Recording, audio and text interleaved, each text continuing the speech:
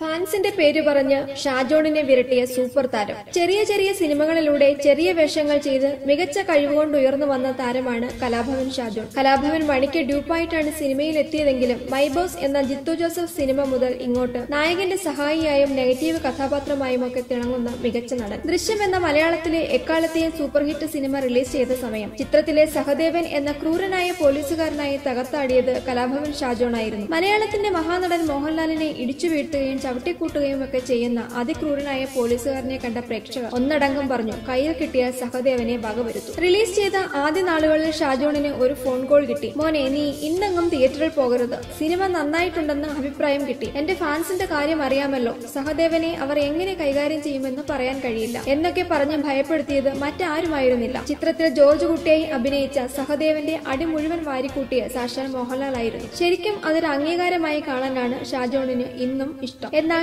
താൻ അതിനേക്കാൾ കഷ്ടപ്പെട്ടത് വീട്ടിലാണെന്ന് താരം പറയുന്നു. തിയേറ്ററിൽ സിനിമ കണ്ടുകൊണ്ടിരിക്കുമ്പോൾ ഫൈറ്റ് സീൻ സമയം മോളോട് എങ്ങനെയുണ്ടെന്ന് ചോദിച്ചപ്പോൾ കുഴപ്പമില്ല, സിനിമയിൽ അഭിനയിക്കുകയല്ലേ എന്ന് പറഞ്ഞു. എന്നാൽ വീട്ടിലെത്തിയപ്പോൾ ഭാര്യയുടെയും മകളുടെയും മട്ടും ഭാവവും മാറി. ലാലേട്ടൻ ഫാൻസായ അവരെ പ്രകോപിപ്പിച്ചത് അദ്ദേഹത്തിന്റെ ശരീരത്തിലുണ്ടായ ചവിട്ടിന്റെ പാടാണെന്ന് ഷാജോൺ പറയുന്നു. കൂടുതൽ മികച്ച അറിവുകൾക്കായി മലയാളം e-magazine.com സബ്സ്ക്രൈബ് ചെയ്യൂ.